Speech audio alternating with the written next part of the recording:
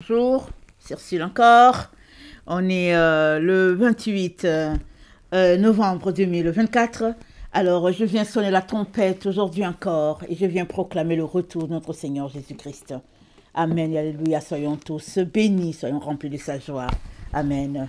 Alors, aujourd'hui, je viens parler encore de rédemption, mais cette fois-ci, j'y rattache Marie, la Vierge Marie. Alors, je parle de rédemption. Sans Marie, c'est impossible. Amen. C'est vraiment impossible de vivre la rédemption sans la Vierge Marie. Parce que elle a aussi été rachetée, n'est-ce pas, par son Fils à la croix. Même si elle est celle-là que le Seigneur a utilisée pour faire venir le Sauveur du monde, par lui, elle a eu besoin aussi d'être sauvée. Amen. Son sang a coulé aussi pour elle. Si Jésus-Christ ne mourait pas, Marie ne serait pas rachetée non plus comme nous autres, n'est-ce pas? Alors, ça c'est une vérité qui est là. Et il y a l'autre vérité qui est là qu'on ne devrait pas ignorer. C'est que l'Église de Jésus-Christ, n'est-ce pas, est un. C'est un ensemble. Amen. Et c'est l'épouse de Christ, l'Église de Jésus-Christ. Alors, quand on le prend, n'est-ce pas, dans son entièreté, il y a une tête, il y a des pieds, il y a des bras, il y a le corps et tout. Et la Bible nous dit dans Colossiens que Jésus-Christ, c'est la tête de l'Église. Amen. Et puis, il y a le corps, dont nous formons le corps de Christ. Amen. Maintenant, c'est Dieu seul qui sait qui est attribué au niveau des bras, qui est attribué au niveau des pieds, qui est attribué à telle partie au niveau de la cheville, et puis ben voilà, Dieu seul sait, n'est-ce pas? Quand on sera devant lui, on saura toutes ces choses-là que Dieu connaît. Mais pour le moment, alors qu'on est sur cette terre, il nous revient, amen, de marcher dans l'amour, dans l'unité les uns avec les autres. Et ça ne veut pas dire que, alors, il y a l'Église de Jésus-Christ, il y a les catholiques, il y a l'Église de Jésus-Christ, il y a les protestants. Non, non, non. L'Église de Jésus-Christ, c'est un. Amen. Il n'y a pas plusieurs églises, il y a une seule Église de Jésus-Christ. Maintenant, suis-je en train de dire que pour l'unité, on devrait intégrer Marie, et puis, ben voilà, on va faire un? Non, je ne suis pas en train de dire cela. Je suis tout simplement en train de dire que la rédemption, elle inclut toutes les églises de Jésus-Christ. Toutes les églises. Quand bien on dit que cette église, c'est une secte, la rédemption est aussi pour cette église-là. Amen. Maintenant, à cette église-là, aux membres de cette église-là, d'aller chercher la vérité et de se dépouiller de tout ce qui est fausseté, afin que la lumière de Dieu soit. Amen. Ça, c'est aussi bien chez ceux-là qui protestent que chez ceux-là qui s'appellent catholiques, qui disent qu'ils ont la doctrine d'origine. Amen. Alors, si on ne fait pas des recherches, si on ne lit pas, on ne saura pas. N'est-ce pas? On ne saura pas. On va tout simplement penser qu'on a la vérité et puis ça se limite à nous. Et ça, c'est souvent le problème qui se retrouve dans différentes dénominations. Souvent, chaque dénomination se dit que c'est elle qui a la vérité. Et les autres, ils ont la fausseté. Mais ce n'est pas comme ça qu'on devrait regarder, n'est-ce pas? On devrait avoir la sagesse de Dieu pour pouvoir comprendre et saisir ce que Dieu est en train de nous dire. Alors, je vais lire Siracide, un passage dans Siracide. Dans Siracide 14, au verset 20, c'est dit « Heureux l'homme qui s'applique à la sagesse et qui exerce son intelligence à raisonner, qui en médite les voies dans son cœur et réfléchit sur ses secrets. Il se lance à sa poursuite comme un chasseur, il se tient aux aguets sur son passage, il regarde par sa fenêtre, il écoute à sa porte, il campe près de sa maison, il fixe le piquet de sa tente dans ses murs, il dresse sa tente auprès d'elle, il campe au séjour du bonheur, il place ses enfants sous son abri, Sous ses rameaux, il demeure, il est abrité par elle, de la chaleur, il campe dans sa gloire. Celui qui craint le Seigneur agit en conséquence. Celui qui est maître de la loi atteindra la sagesse. Elle viendra à sa rencontre comme une mère, comme une épouse vierge. Elle l'accueillera. Elle le nourrira du pain de l'intelligence. Elle l'abreuvera de l'eau de la sagesse. Il s'appuiera sur elle et ne fléchira pas. Il s'attachera à elle et ne sera pas confondu. Au milieu de l'assemblée, elle lui couvrira la bouche. Pardon, elle lui ouvrira la bouche. Il trouvera joie et couronne d'allégresse. Il obtiendra un renom éternel. Mais les insensés ne l'atteindront pas. Les pécheurs ne la verront pas. Elle se tient loin de l'orgueilleux. Les menteurs ne se souviendront pas d'elle. La louange est malvenue dans la bouche du pécheur, parce qu'elle n'est pas envoyée par le Seigneur.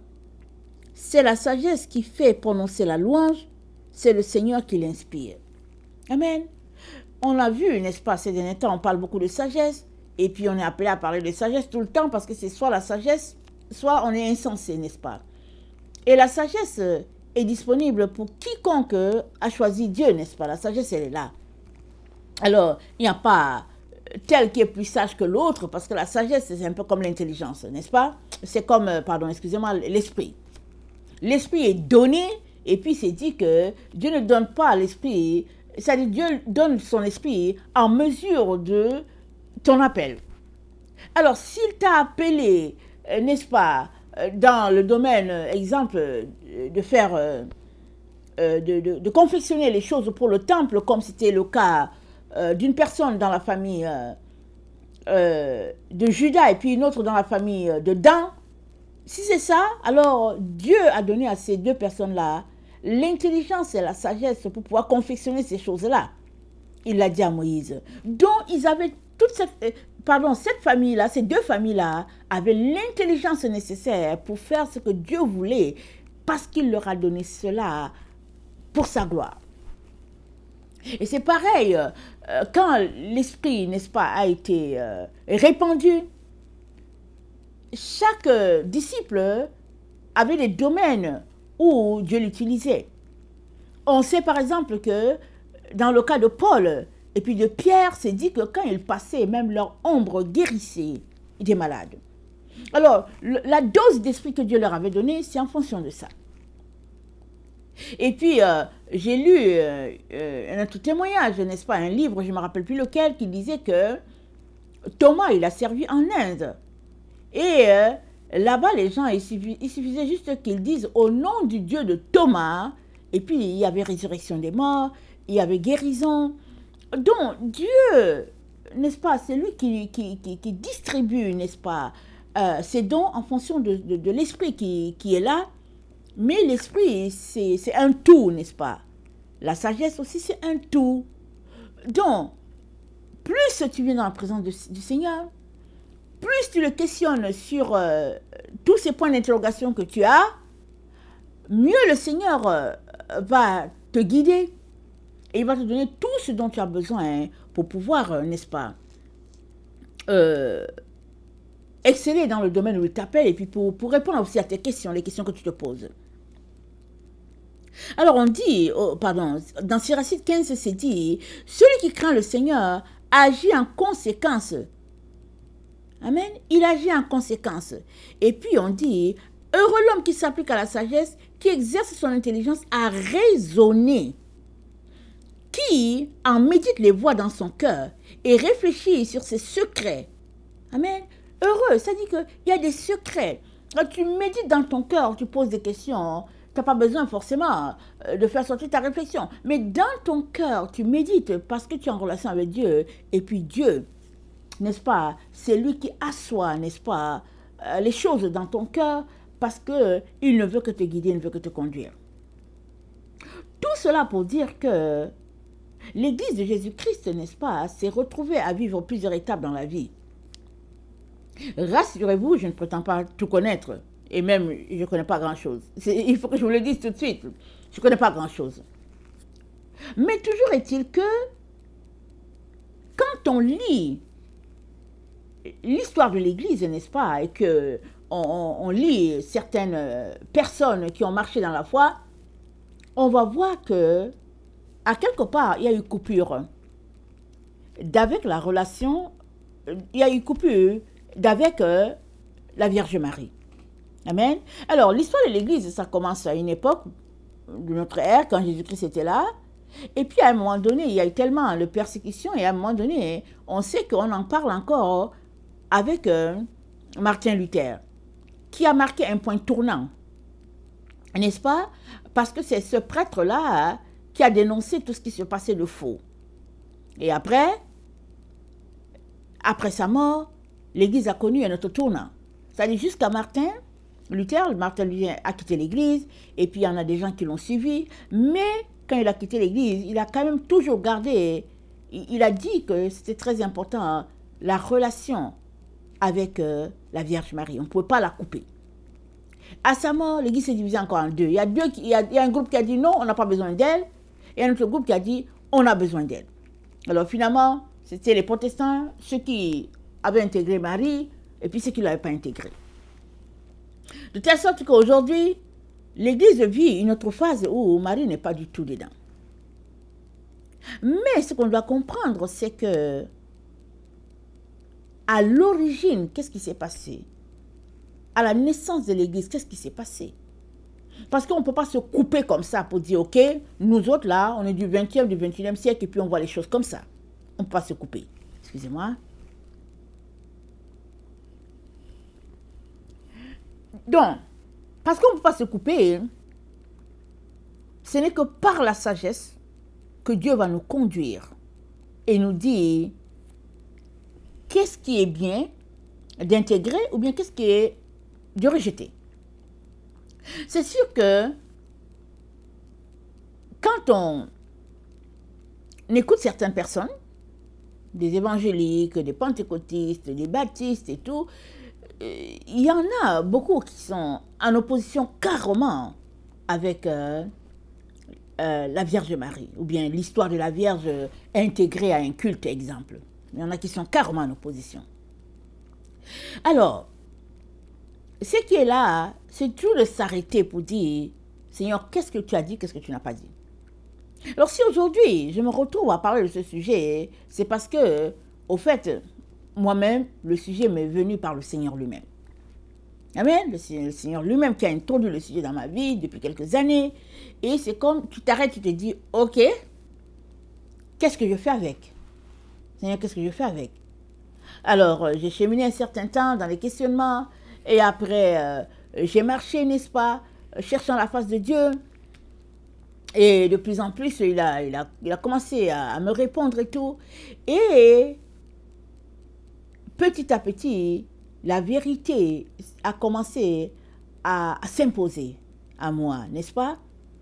Parce que l'Église de Jésus-Christ s'est dit dans Éphésiens 2, parce qu'on ne peut pas vivre séparé, on ne peut pas partir du néant et puis on commence, nous on est l'Église du 20e siècle et puis ça commence à nous. Mais non, on ne peut pas faire ça. Il y a une base. Alors, Éphésiens 2 nous le dit, et puis je vais lire cette partie. C'est dit, le verset 19, « Ainsi donc, vous n'êtes plus des étrangers ni des gens du dehors, mais vous êtes concitoyens des saints, gens de la maison de Dieu. Vous avez été édifiés sur le fondement des apôtres et des prophètes, Jésus-Christ lui-même étant la pierre angulaire. En lui, tout l'édifice, bien coordonné, s'élève pour être un temple, saint dans le Seigneur. En lui, vous êtes aussi édifiés pour être une habitation de Dieu en esprit. En lui, c'est tout l'édifice. Donc, la Vierge Marie fait partie de cet édifice-là aussi. Amen. Alors, si on regardait un peu ce que le Seigneur a pour nous à propos de ce sujet, dans Matthieu 1,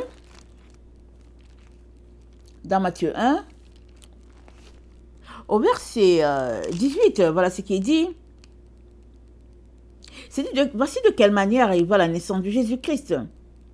Marie, sa mère, ayant été fiancée à Joseph, se trouva enceinte par la vertu du Saint-Esprit avant qu'ils eussent habité ensemble. Joseph, son époux, qui était un homme de bien et qui ne voulait pas la diffamer, se proposa de rompre secrètement avec elle.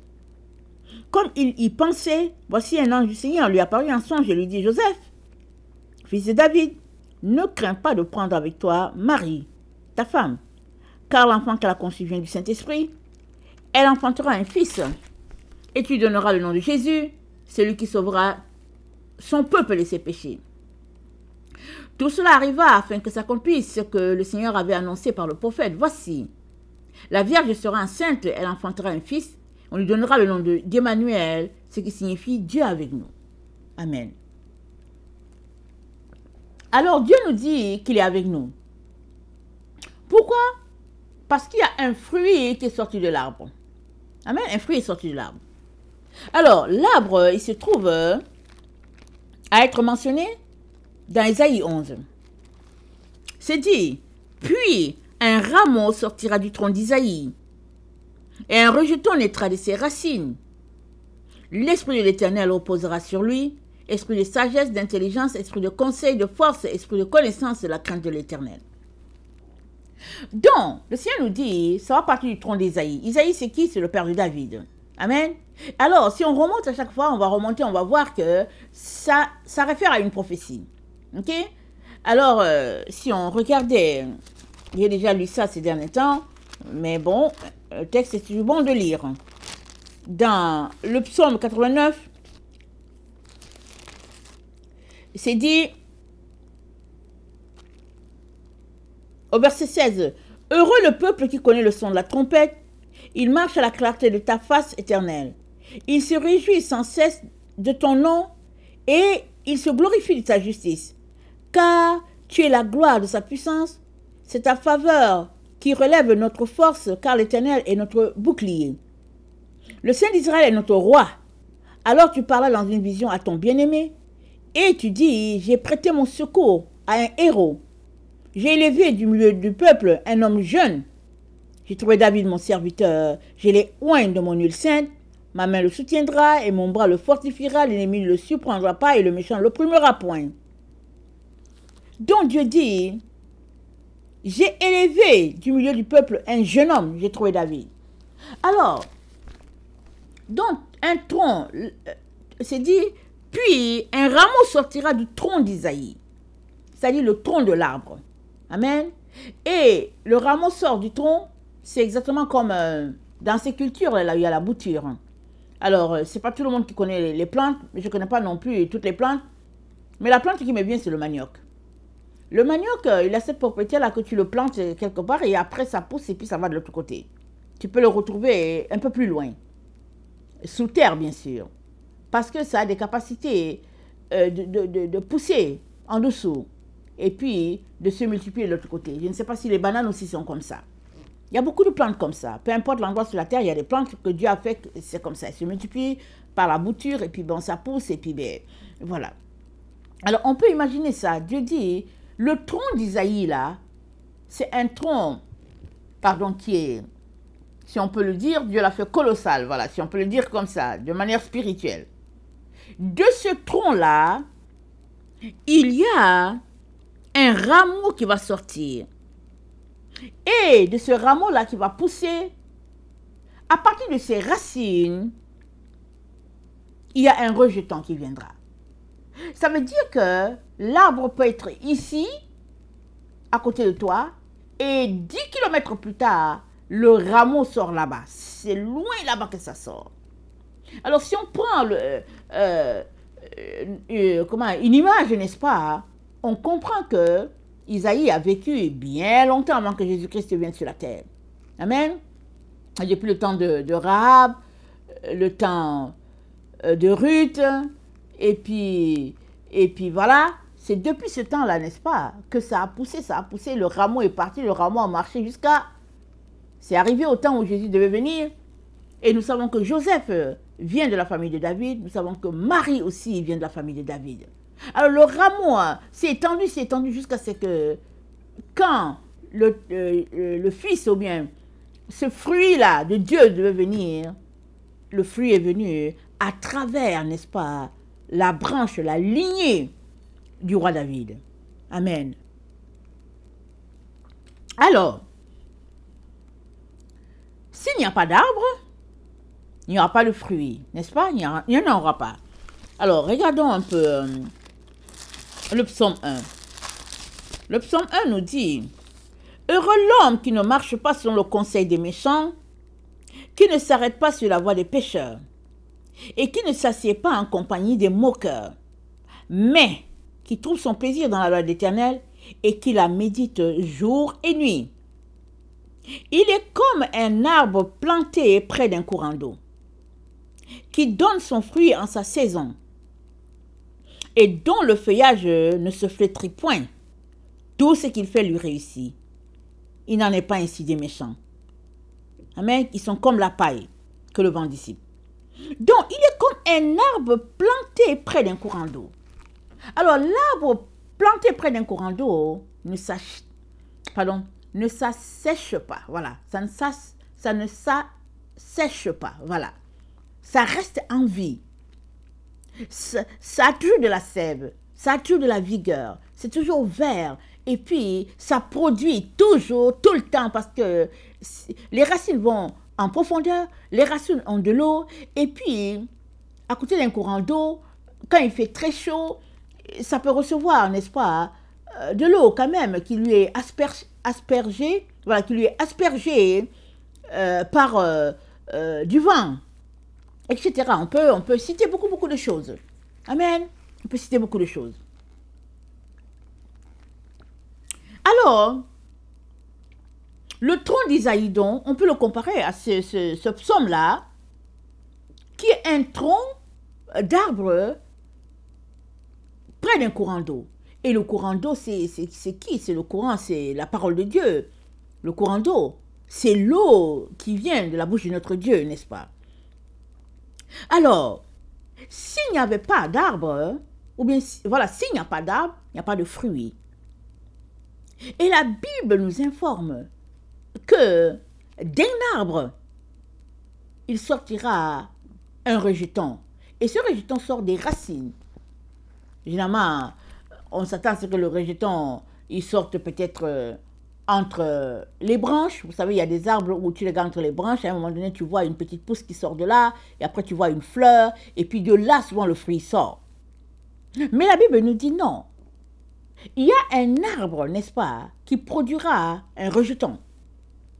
Mais, ce qu'il y a de particulier, c'est que ce rejeton n'a pas sorti des racines. Et les racines, n'est-ce pas, c'est quelque chose de... C'est quelque chose, je veux dire, pour qu'un arbre soit nourri, c'est par les racines que les nutriments sont véhiculés à l'arbre. Les racines vont chercher, n'est-ce pas, tout ce dont la plante a besoin dans le sol, et puis elle irrigue tout l'arbre. Et c'est quand même très fort l'enseignement ici, parce que le rejeton est sorti des racines. Alors on peut s'étendre là-dessus longtemps, mais on comprend que dans les racines, en tout cas, prenons l'exemple d'un arbre qui est déraciné, c'est fini. L'arbre là, c'est fini. Il n'y aura pas de vie, il n'y aura rien qui sortira de cet arbre, à moins que l'arbre soit replanté immédiatement et que les racines aillent dans l'eau, aillent en profondeur pour chercher les nutriments nécessaires. Sinon, ce n'est pas possible. Alors, c'est pareil. Jésus-Christ, n'est-ce pas, le rejeton de David, amen, est sorti des racines d'un arbre, et l'arbre de David, et il nous a alimentés. Et si nous allons regarder l'histoire de l'arbre, on a déjà regardé cette histoire, n'est-ce pas, dans le psaume 1, et regardons une autre histoire d'arbre dans le proverbe 3. Regardez une autre histoire d'arbre dans le proverbe 3. Alors, dans le proverbe 3, au verset 13, c'est dit, « Heureux l'homme qui a trouvé la sagesse, et l'homme qui possède l'intelligence, car le gain qu'elle procure est préférable à celui de l'argent, et le profit qu'on en tire vaut mieux que l'or. Elle est plus précieuse que les perles. Elle a plus de valeur que tous les objets de prix. Dans sa droite est une longue vie, dans sa gauche la richesse et la gloire. Ses voies sont des voies agréables, et tous ses sentiers sont paisibles. Elle est un arbre de vie pour ceux qui la saisissent, et ceux qui la possèdent sont heureux. C'est par la sagesse que l'Éternel a fondé la terre. Donc, la sagesse est un arbre de vie. Amen. On est informé que la sagesse est un arbre de vie. C'est dit, elle est un arbre de vie pour ceux qui la saisissent. Amen.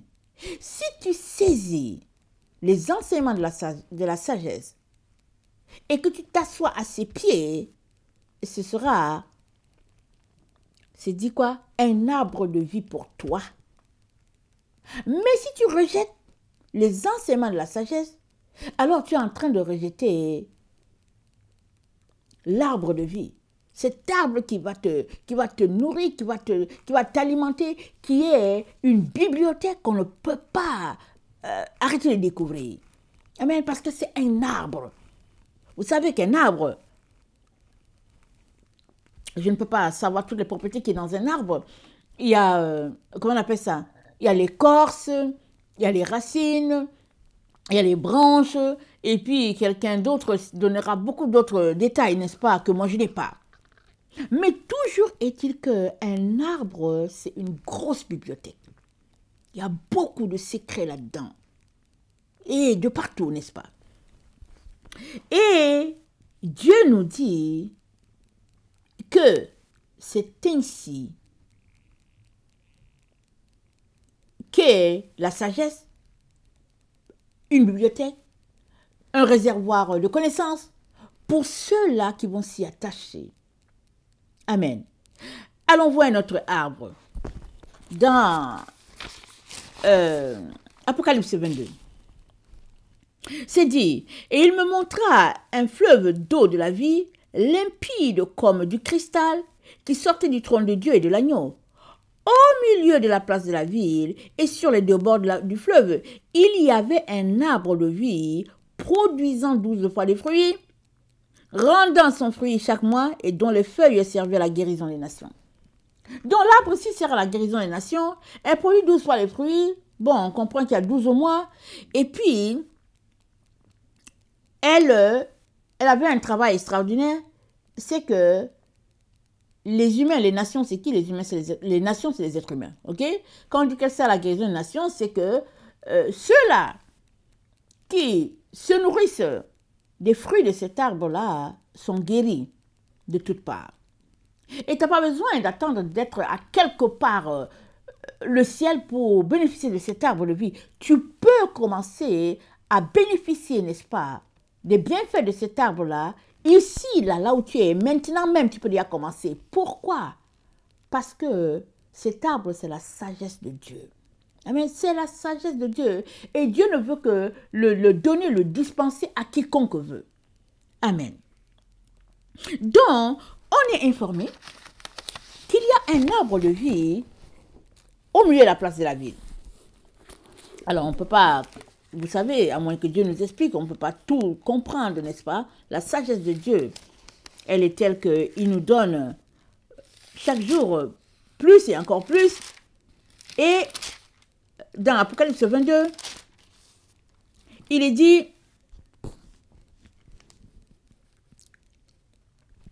attends, je lis dans la version, je suis dans la version Taube. C'est dit, puis il me montra un fleuve d'eau vive, brillant comme du cristal, qui jaillissait du trône de Dieu et de l'agneau. Au milieu de la place de la cité et des deux bras du fleuve est un arbre de vie produisant 12 récoltes. Ici, on parle de produisant 12 récoltes et on dit il y a deux bras. On dit il y a deux bras. Ici, il s'est dit, il y a deux bords.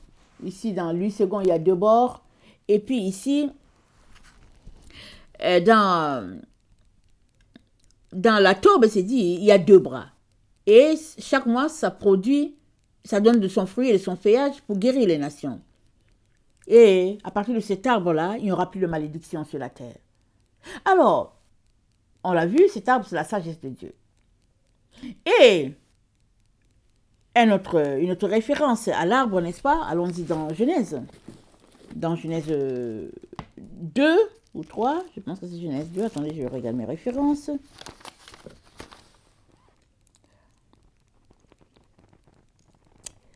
Dans Genèse 2,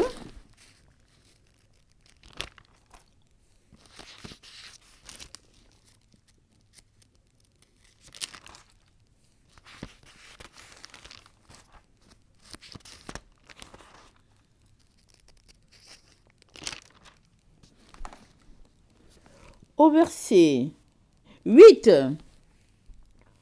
c'est dit, le Seigneur Dieu planta un jardin en Éden, à l'Orient, et il y plaça l'homme qu'il avait formé. Le Seigneur Dieu fit germer du sol tout arbre d'aspect attrayant et bon à manger, l'arbre de vie au milieu du jardin et l'arbre de la connaissance de ce qui est bon ou mauvais. Donc, au milieu du jardin, il y avait deux arbres. Amen. Il y avait deux arbres, ça c'est dans la version Taube que j'ai lue. Au milieu du jardin, il y avait deux arbres. Il y avait l'arbre de vie et il y avait l'arbre de la connaissance du bien et du mal. Et puis, si on fait référence au verset de la Bible, n'est-ce pas, c'est dit, Dieu dit dans Deutéronome, j'ai mis devant toi la vie et le bien, le mal et les ténèbres. Il dit choisis la vie, choisis le bien pour être heureux. Donc nous sommes informés, n'est-ce pas, qu'il y avait deux arbres dans le jardin. Et Dieu nous encourage à opter pour l'arbre qui va nous connecter à Dieu. Cet arbre qui va nous donner la lumière, le rayonnement dont nous avons besoin, n'est-ce pas, pour être en communion avec Dieu. Parce que c'est l'arbre de vie. Et nous avons vu que notre Dieu, il rayonne. Notre Dieu est rempli de lumière. Alors cet arbre-là, c'est cet arbre qui nous connecte à la lumière. Et puis cette lumière n'est autre que, n'est-ce pas, la lumière qui émane du trône et qui est, c'est dit quoi? C'est dit, il n'y a pas de ténèbres, il n'y a pas de trace de ténèbres dans notre Dieu. Notre Dieu est un Dieu de lumière, c'est un Dieu glorieux. Voilà ce qui est dit. Donc, cet arbre de vie, n'est-ce pas, éloigne de nous la mort. Si on mange ces fruits, ça éloigne de nous la mort. Maintenant, revenons à l'image, n'est-ce pas, d'une mère. Une mère, elle est comme un arbre. Elle est comme un arbre parce que d'elle sort beaucoup de bénédictions. C'est la femme, Dieu a prévu que c'est par la femme que la descendance vient, et puis c'est dans sa connaissance, dans son savoir, n'est-ce pas, que Dieu a fait ça comme ça, n'est-ce pas? Alors, on ne peut pas, dans le temps dans lequel nous sommes, avec tout ce que, c'est-à-dire qu'avec le fait que l'Église s'est complètement éloignée, n'est-ce pas, de ce qui est à l'origine, on ne peut pas laisser de côté la sagesse qui vient de la Vierge Marie. On ne peut pas laisser cela. Et si on va dans Hébreux 12, Hébreux 12 nous dit, on est environné d'une si grande nuée de témoins. Alors dans la nuée de témoins, c'est tous ceux-là qui sont partis, n'est-ce pas, qui sont dans la gloire. Ils sont où? On ne sait pas, mais on est environné d'eux. Alors, dans ces nuées de témoins, il y a tout le monde, tous ceux qui ont marché dans notre temps, qui sont partis. Il y a ceux qui sont du temps de Jésus. Il y a ceux-là qui sont partis, qui étaient avant Jésus. Il y a une si grande nuée de témoins. Ils sont dans la gloire. Alors, Marie y est aussi. Elle est aussi dedans. Alors, si Dieu choisit de l'utiliser Est-ce que tu vas rejeter? Est-ce que tu vas dire, oh non, c'est Marie euh, que Dieu qui est venu me parler aujourd'hui, et puis non, je lui ai fermé la porte carrément parce que vraiment, Marie, oh non, non, c'est non, c'est non. Parce que Dieu utilise qui il veut. Il utilise qui il veut pour sa gloire. Et c'est pas pour pointer quelque chose de spécial euh, me concernant ou quoi, non. Mais quand Dieu a voulu m'intéresser, n'est-ce pas, sur la voie de la vérité, plus d'une fois, il m'a présenté la Vierge Marie. Mais elle n'est pas la seule. Comme un jour, j'étais en train de prier, et puis il y a Bernadette de Sibiru, je pense que c'est ça son nom, qui s'est mise à me parler. Donc je suis allée chercher pour savoir Bernadette de Sibiru, j'ai commencé à m'intéresser à elle et puis j'ai vu quelle femme simple, humble elle était et puis j'ai pris le message que Bernadette m'avait donné et puis elle a vécu en France, je ne sais pas dans quelle partie, est-ce que c'est dans, je ne sais pas dans quelle partie, je ne me rappelle pas vraiment, mais j'ai pris le temps pour regarder qui était cette sainte-là. Ce n'est pas juste les deux femmes. J'ai aussi eu déjà, n'est-ce pas, avoir une connaissance venant de Dieu par d'autres saints, n'est-ce pas? Parce que Dieu utilise ce qu'il veut. Il peut utiliser un ange qui va venir te voir, mais il peut utiliser aussi une personne qui a vécu sur la terre.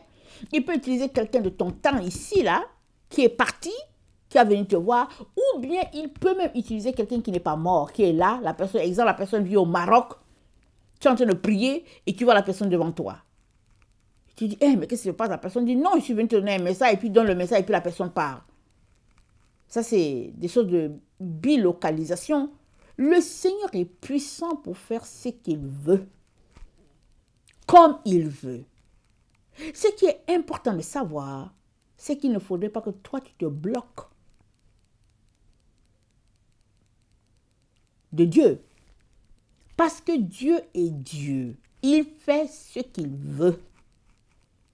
Ce n'est pas vrai que elle est une personne à c'est pas vrai que la Vierge Marie est une personne à prohiber de nos vies. C'est pas vrai. Parce que quand on prend l'histoire de l'Église, de sa création jusqu'à ce que Martin Luther vienne dans le décor, Marie était très présente dans les liturgies. Très, très présente. Est-ce que c'est parce qu'eux, ils sont dans le faux et que nous, maintenant, dans le vrai? Est-ce que c'est cela? Il est très important de questionner Dieu là-dessus. Très important. Parce que plusieurs fois, Dieu a envoyé cette femme-là dans ma vie, me donner un message, m'exhorter, me prévenir de certaines choses. Mais est-ce que c'est parce que c'est elle qui m'est attribuée comme quelqu'un qui va me donner des messages?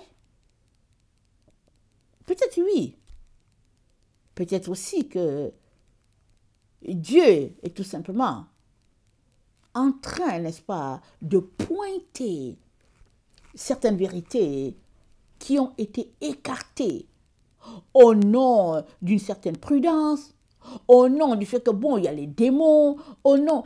C'est-à-dire, quand on écoute certains chrétiens évangéliques, protestants, pentecôtistes, baptistes, et on peut y mettre des hic et des hic et des hic, on peut ajouter, n'est-ce pas? Quand on écoute certains, on est souvent pris, n'est-ce pas, de beaucoup de tristesse, parce que la vérité est repoussée. Amen, la vérité est repoussée.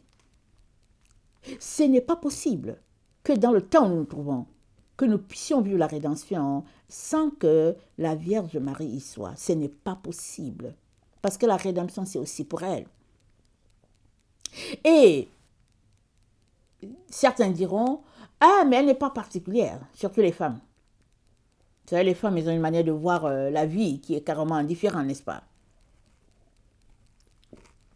Excusez, certains vont dire, hey, c'est pas parce qu'elle a porté le sauveur que bon, il faudrait que j'ai un regard particulier pour elle. C'est dommage aussi de parler comme ça parce que la Bible dit une réponse agréable. Ça adoucit le cœur.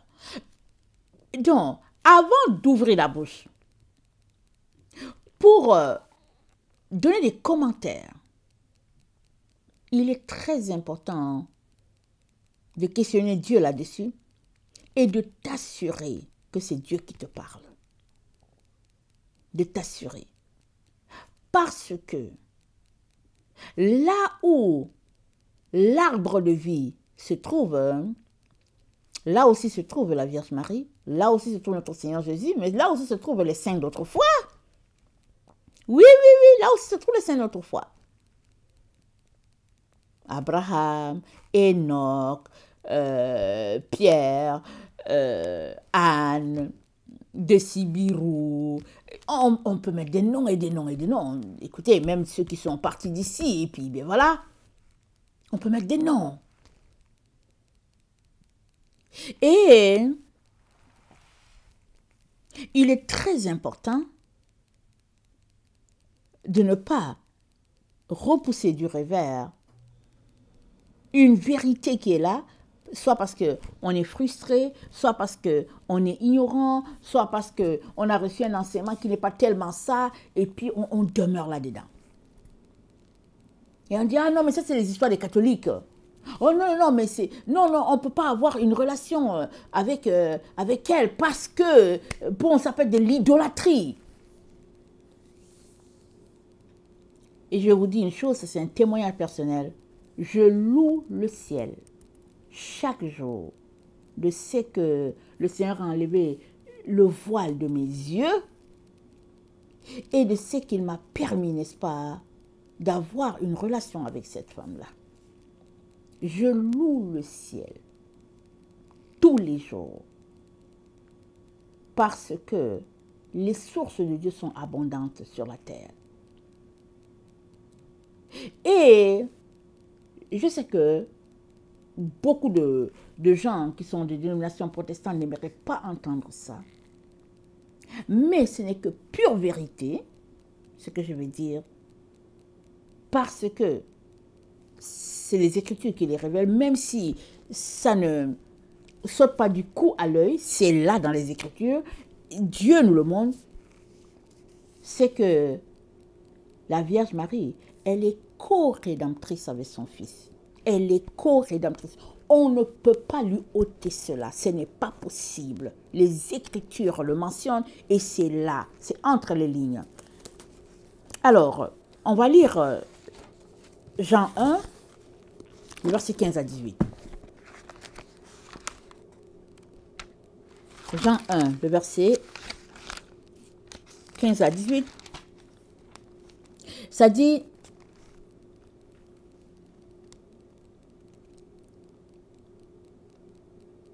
Ok, je vais lire dans la version de Taube. Et le Verbe s'est fait chair, et il a habité parmi nous, et nous avons vu sa gloire. Cette gloire que, Fils unique plein de grâce et de vérité, il tient du Père. Jean lui rend témoignage et proclame, voici celui dont j'ai dit, après moi, vient un homme qui m'a dévancé parce que avant moi il était. De sa plénitude, en effet, tous nous avons reçu et grâce sur grâce. Nous avons reçu de la plénitude de Jésus-Christ et grâce sur grâce. Pardon, et grâce sur grâce. Et, pardon, dans Luc 2, au verset 33, voilà ce qu'il dit, Luc 2, verset 33. Excusez,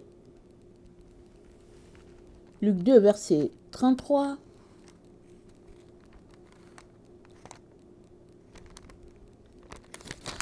Ok, je commence à 31. Voici que tu vas être enceinte. Pardon.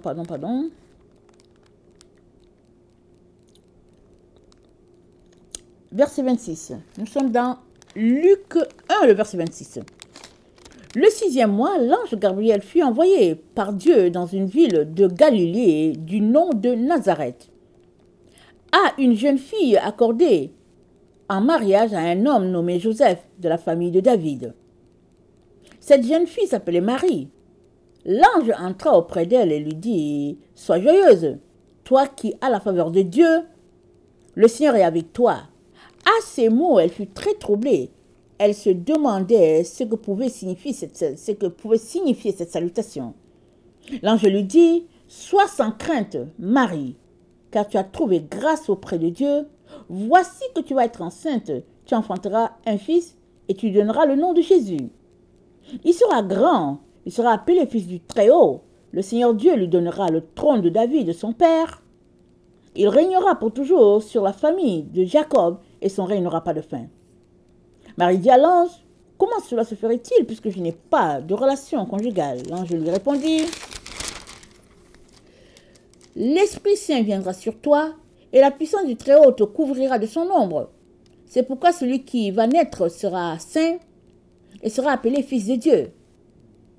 Et voici que Élisabeth t'apparente et elle aussi enceinte d'un fils dans sa vieillesse et elle en est à son 6e mois. » Donc, l'ange vient lui dire, voilà, tu vas tomber enceinte. Les textes nous mentionnent qu'elle était fiancée à Joseph de la famille de David. Mais Marie était aussi de la famille de David. Les deux viennent de la famille de David. Et s'il faut parler, n'est-ce pas, du côté humain de Jésus-Christ, son côté humain est venu de par Marie. Ce n'est pas venu de par Joseph. Joseph, c'est le père adoptif. Parce que le vrai père de Jésus-Christ, c'est l'Éternel, c'est Dieu. Ce n'est pas mentionné, n'est-ce pas, dans cette partie-là, que Marie vient de David. Mais elle vient aussi de David, Marie. Et David, c'est l'arbre dont il est question dans Isaïe 11, c'est dit, « Puis un rameau sortira du tronc d'Isaïe, et un rejeton naîtra de ses racines. » Alors, le rameau est sorti du tronc d'Isaïe, c'est-à-dire il est sorti du côté de Marie, et il a été élevé encore dans l'enceinte d'Isaïe, parce que Joseph, son père adoptif, venait aussi de David. Alors, il est important de mentionner que la notion d'arbre, c'est très très important devant Dieu. Parce que l'arbre, ça fait référence, on l'a vu, à la sagesse, ça fait référence au réservoir, à la connaissance, à la fontaine, à l'endroit où on puise, n'est-ce pas, où les ressources nécessaires pour que le fruit puisse être formé et puis que le fruit puisse mûrir et puis ben voilà. Et nous tous, nous sommes accrochés à cet arbre-là. Amen. Nous tous qui avons donné notre vie à Jésus, nous sommes accrochés à cet arbre-là. Et puis cet arbre-là, ça fait référence aussi à l'arbre de vie, n'est-ce pas, qui est mentionné dans l'Apocalypse. Il y a beaucoup de choses qui se cachent, n'est-ce pas, à l'arbre en tant que tel. Donc, il est important qu'on accepte d'élargir nos horizons dans la compréhension de ce que Dieu veut faire. Je peux me tromper, ok? Je peux me tromper parce que tout le monde se trompe. Je peux me tromper parce que peut-être j'ai mal compris. Ça arrive. Mais je trouve que c'est manquer de sagesse de rejeter tout ce qui viendrait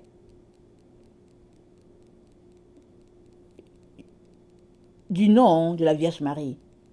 C'est manquer de sagesse parce qu'il y a beaucoup de personnes, dès que tu mentionnes le nom Marie, c'est fini, ils t'ont mis une étiquette et puis ils t'ont écarté et puis ils ont mis une barrière, ils ont placé leur barrière pour dire non et puis c'est fini.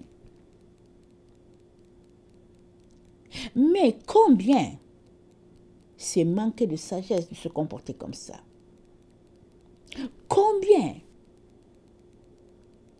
on gagnerait beaucoup en allant chercher à comprendre la sagesse de Dieu qui se cache derrière une connexion avec la Vierge Marie. Et alors que tu attends devant Dieu, lui posant des questions, il va te répondre. Et dans, je pense que c'est dans Luc, attendez, je vais m'assurer que j'ai la bonne référence. Dans Luc 2, au verset 33, on vient de lire dans Luc 1, et dans Luc 2, au verset 33, excusez-moi, voilà ce qui est dit.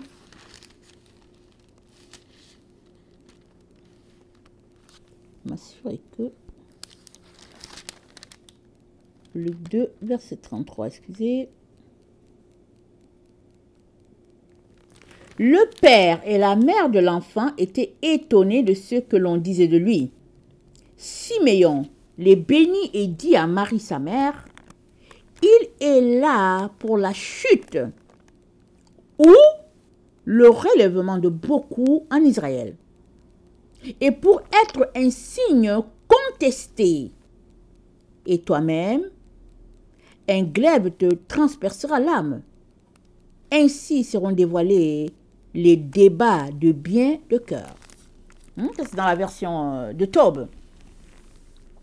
Il dit, il est là.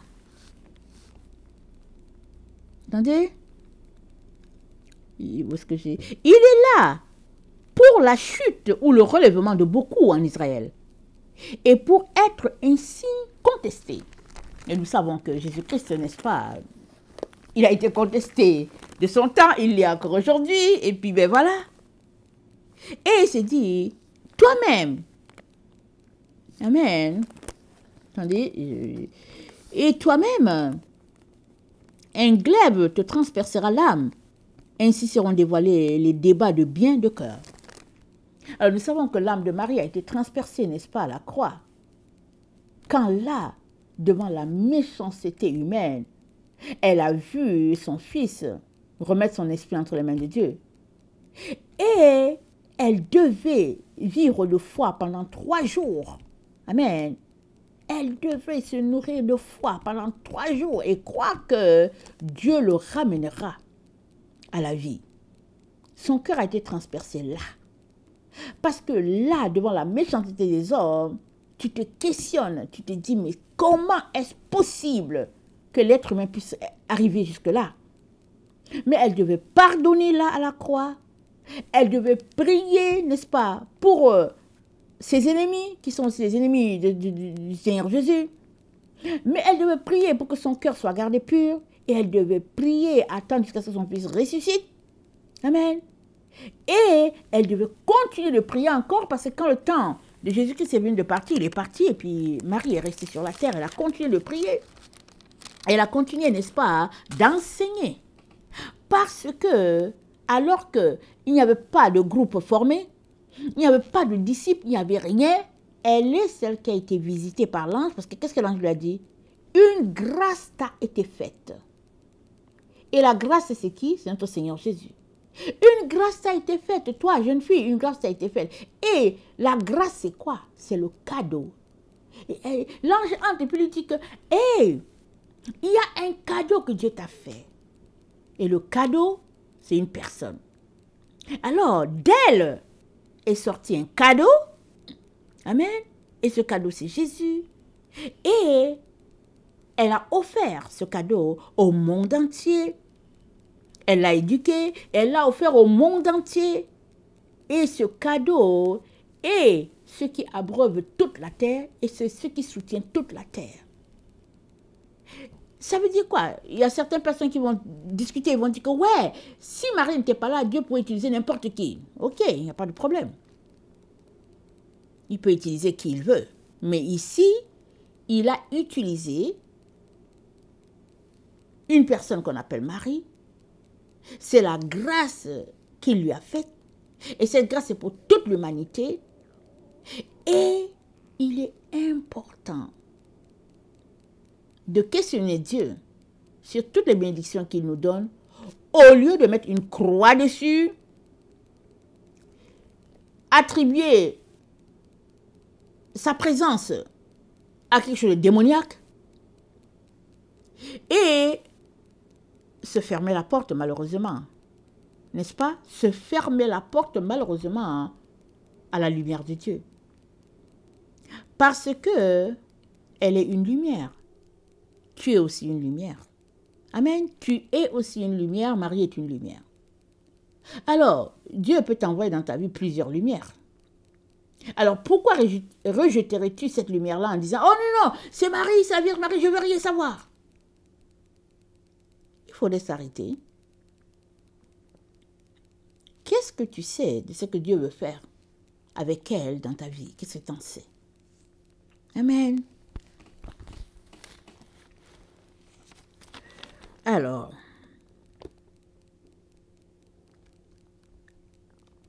je lis mes notes, excusez-moi.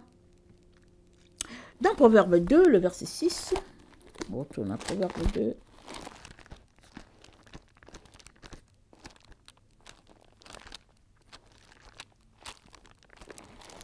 Proverbe 2, le verset 6, c'est dit « Car l'Éternel donne la sagesse, de sa bouche sortent la connaissance et l'intelligence.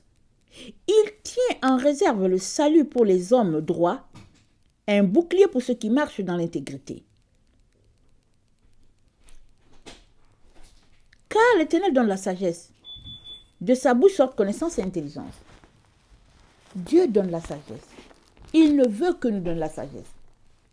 Est-ce que c'est parce que nous sommes droits, nous sommes purs, nous sommes sans péché? Non, pas du tout. Jésus-Christ est celui qui nous sauve. Jésus-Christ est notre défenseur. Et il regorge de sagesse, n'est-ce pas? Et il nous invite à chercher cette sagesse-là, qui peut être retrouvée chez plusieurs personnes. Jésus-Christ peut t'envoyer un enfant de 6 ans, là où tu es là, pour te donner un message. Vas-tu rejeter l'enfant en disant que, hey, tu es un enfant de 6 ans, et puis je ne veux rien savoir, Dieu ne peut pas te parler? Il y a des gens qui feraient ça. Hey, depuis quand Dieu parle aux enfants, et puis ben voilà. Jésus-Christ a dit quoi? Il dit, laissez venir à moi les petits-enfants, ne les empêchez pas. Car le royaume des cieux est pour tous ceux qui leur ressemblent. C'est-à-dire, ceux qui sont hommes, ceux qui sont méprisés, qui sont rejetés, ceux qui ne comprennent pas grand-chose, le royaume des cieux est pour eux. Pourquoi? Parce qu'ils viennent devant Dieu et puis ils dépendent de Dieu. Il est très important de dépendre de Dieu sur ce sujet-là. Et c'est un sujet qui est autant important que tous les autres sujets. Parce que l'ennemi se sert de ça pour diviser l'Église de Jésus-Christ. Il y en a qui vont mettre une étiquette en disant « Oui, les catholiques sont comme ça. Parce qu'ils ont une relation avec Vierge Marie. »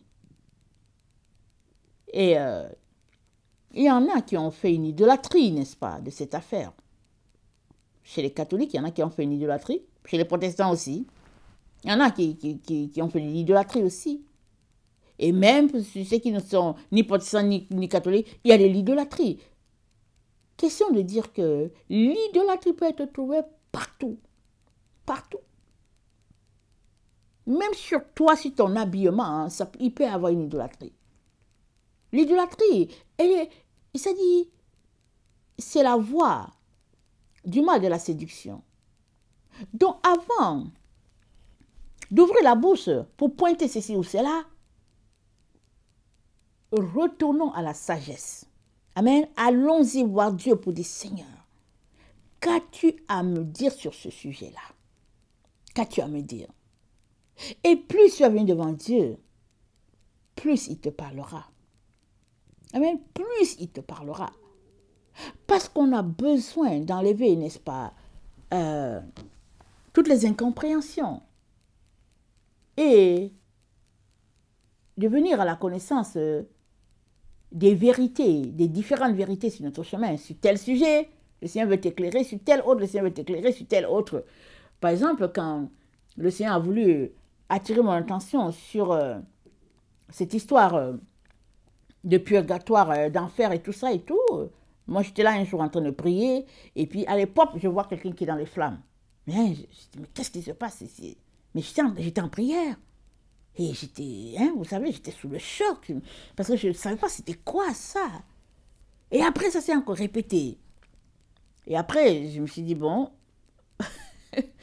je n'ai rien fait pour que cela vienne. J'étais en prière, dans la présence de Dieu. Il se pourrait que Dieu est en train de vouloir me dire quelque chose. Seigneur, je veux comprendre. Parle-moi. Et c'est là que j'ai commencé à apprendre, n'est-ce pas, petit à petit, plein de choses. Et je n'ai pas fini d'apprendre.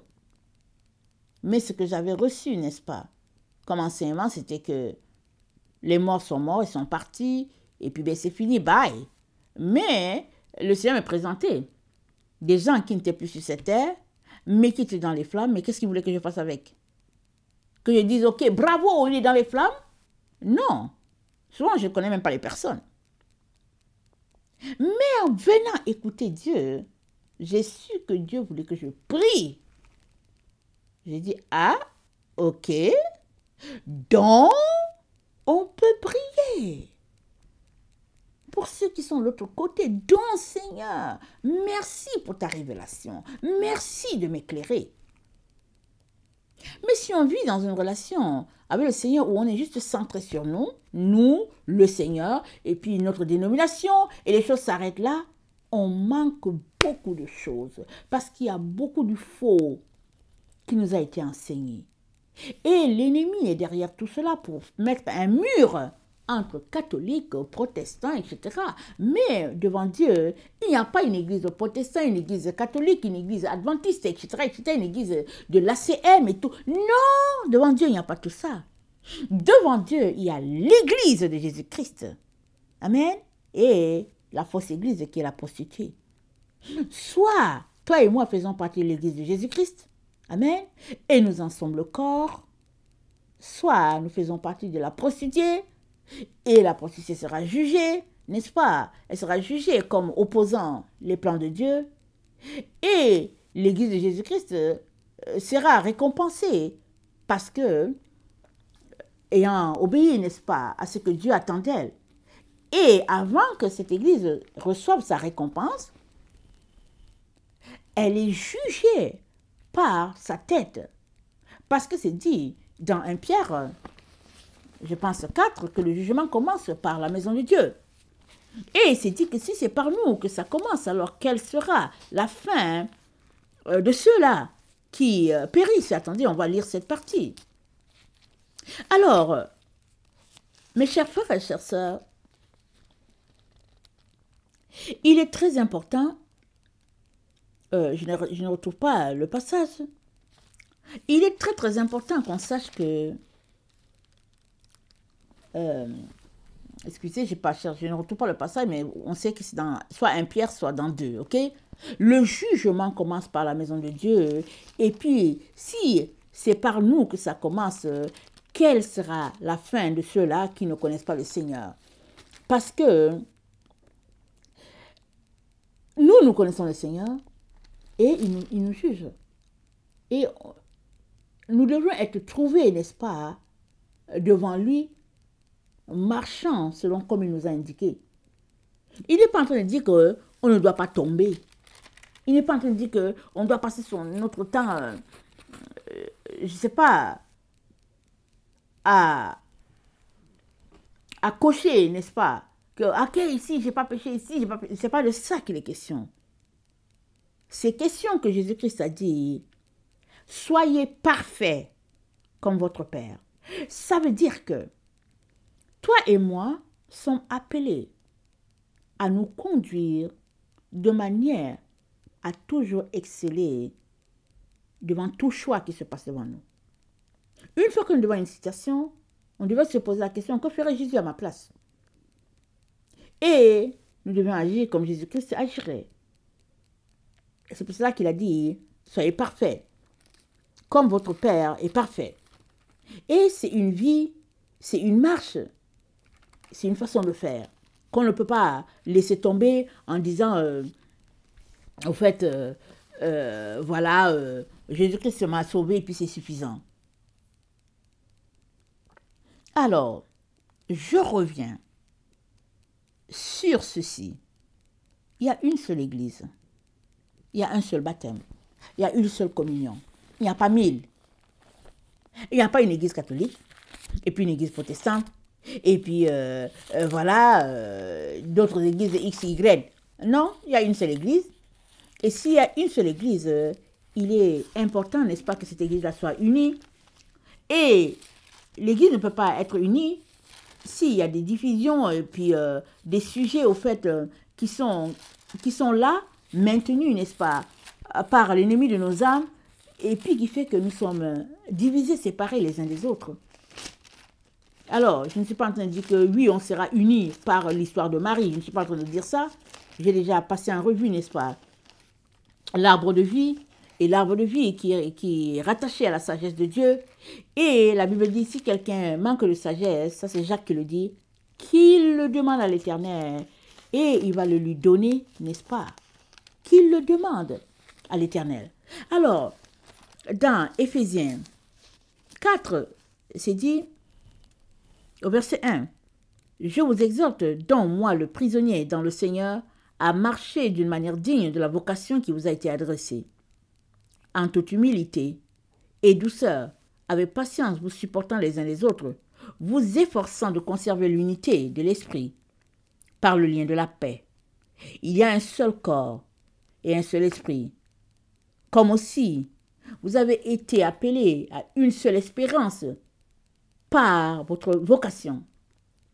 Il y a un seul Seigneur, une seule foi, un seul baptême, un seul Dieu et Père de tous, qui est au-dessus de tous, et parmi tous, et en tous. Amen.